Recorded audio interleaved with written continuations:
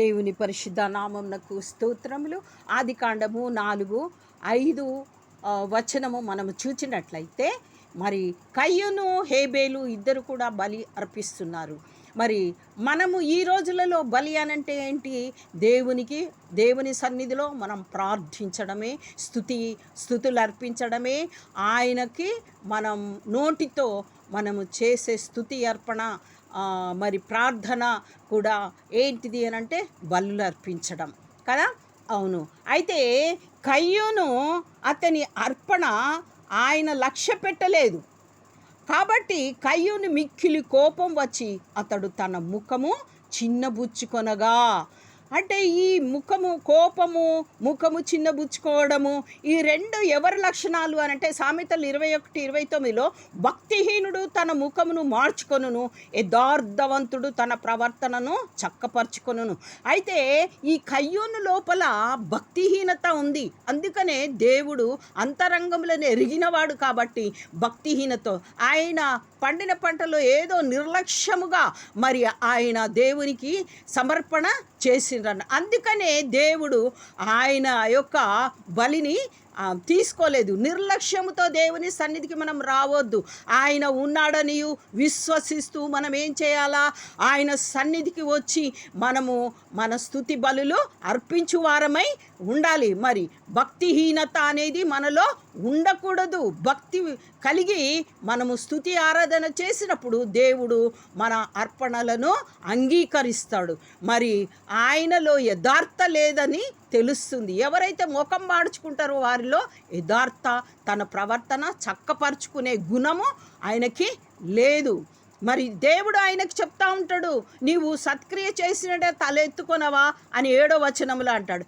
ఆయన చెప్తానే ఉన్నాడు, నీ వాకిట అదేంటిది పాపం పొంచి ఉందని. అయినా కానీ తన తమ్ముణ్ణి చంపేసిండు. మరి నా అర్పణ ఎందుకు దేవుడు తీసుకోలేదో, మరి నన్ను నేను చక్కగా చేసుకుంటా అనుకున్నాడా? సామెత 21:29లో యథార్థవంతుడు తన ప్రవర్తనను చక్కపరుచుకొను. దేవుడు చెప్తున్నాడు, వాకిట్లో పాపం పొంచి ఉంది, దాన్ని నువ్వు వాంఛించొద్దు అని చెప్పినా కానీ, అది నిన్ను వాంఛిస్తుంది అని చెప్పినా కానీ ఆయన వినగలేదు. యథార్థతలో తన ప్రవర్తన చక్కగా పెట్టుకోలేదు. అంతరంగంలో ఎరిగిన దేవుడు, అందుకనే ఆయనది తీసుకోలేదు. కానీ హెబ్రీ 11:4లో మరి విశ్వాసమును బట్టి హేబేలు కయ్యూను కంటే శ్రేష్టమైన బలి అర్పించున్నాడు కాబట్టి దేవుడు ఆయన అర్పణను అంగీకరించుడు, అంతరంగములను తెలుసుకున్నాడు. అందుకని మనము కూడా శ్రేష్టమైన బలులు, దేవుని యందు భయము భక్తి కలిగి మనము దేవుని సన్నిధిలోనికి వచ్చి మన స్తుతి అర్పణలు అర్పించాలి.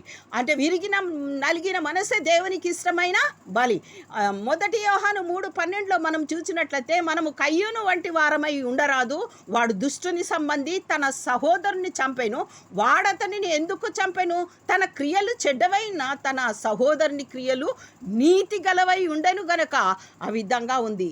కాబట్టి మనము ఎవరైతే మంచిగా నీతిగా బ్రతుకుతున్నారో వారిని చూసి మనం మన ప్రవర్తనను సరిచేసుకునే వారముగా యథార్థవంతులమై ఉండాలి. కానీ మరి వారి యొక్క ప్రార్థనా జీవితం, వారి యొక్క భక్తి జీవితమును చూసి మనము ముఖం మార్చువారమై కోపపడువారమై ఉండకూడదు.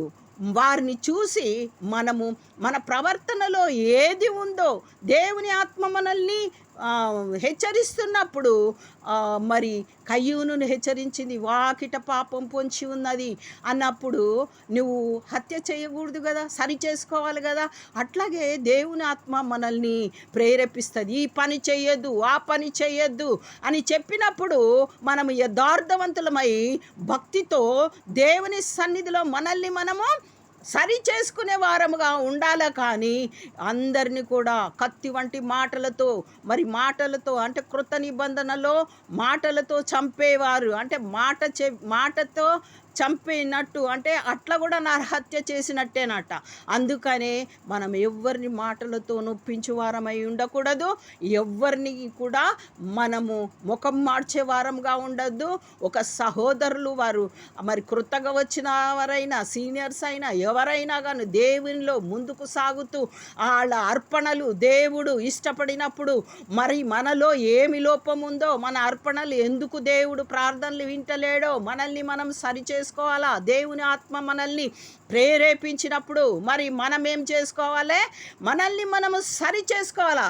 మరి మనం చెప్పుకున్నాం కదా సామెతలలో మరి 21:29లో భక్తిహీనుడు తన ముఖమును మార్చుకొనును, యథార్థవంతుడు తన ప్రవర్తనను చక్కపరుచుకొనును. దేవుని ఆత్మ మనల్ని మరి ప్రేరేపించినప్పుడు సరి చేసుకోమన్నప్పుడు మన ప్రవర్తనను మనము సరి చేసుకునే వారమై ఉండాలా. దేవునికి స్తోత్రం. అటువంటి జీవితము మనం జీవించాలా. మనము కయ్యూను వంటి వారముగా ఉండగాడదు కదా. 1 యోహాను 3:12లో చెప్పుకున్నాం కదా. మనము కయ్యూను వంటి వారమై ఉండరాదు. వాడు ఎటువంటి వాడు? దుష్టుని సంబంధి. వాడు ఏం చేసిండు? సహోదరుని చంపాను. మనం ఏం చేయాలా? సహోదరులు ఐక్యత కలిగి నివసించుట ఎంత మేలు, ఎంత మనోహరం. ఐక్యత కలిగి జీవించాలా. సంఘం అప్పుడే బాగుపడుతుంది.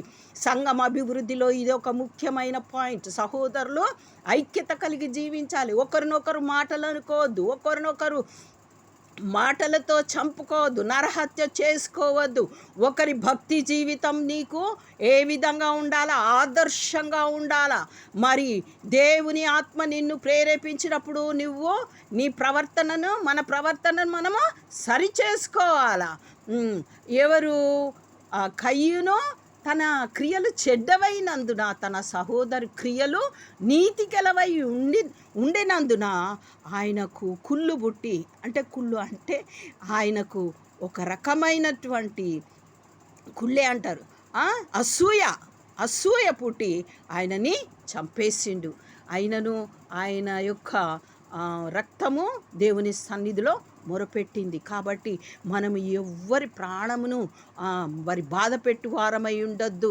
మన సంఘములో కానీ, మన సహోదరులో కానీ, మన రక్త సంబంధుల్లో కానీ ఎవరిని మనము బాధ పెట్టు వారమై ఉండదు. మన మాటలు కత్తి వంటివై ఉండకూడదు. మనం ఒకరిని రక్షించు వారమై ఉండాల. కయ్యూను వంటి వారమై ఉండక ఏంటిది? మనము హేబేలు వంటి వారమై ఏం చేయాలి అని అంటే, మనం మంచిగా మన ప్రవర్తన మంచిదిగా నీతి క్రియలు గలవాడై ఉండాలి. అయితే ఎవరైతే నీతి క్రియలు గలవారై ఉన్నారో వారిని మనం బాధ పెట్టద్దు. వారి ప్రాణం రక్తమే ప్రాణము కాబట్టి వారి ప్రాణముని మనం ఆయాస పెట్టకూడదు. వారు మొరపెట్టినప్పుడు దేవుడు ఆలకిస్తాడు. మనకు శాపం వస్తుంది. అందుకనే ఎవరిని మనం బాధ పెట్టు వారమై ఉండక సహోదర ప్రేమ కలిగి మరి సంఘములో మనమందరము జీవించి అనేకులను దేవుని తట్టు తిప్పుదుముగాక. యథార్థమైన ప్రవర్తన కలిగి జీవింతుముగాక. ఆమేన్, ఆమేన్, ఆమేన్, ఆమేన్, ఆమేన్, ఆమేన్, ఆమేన్.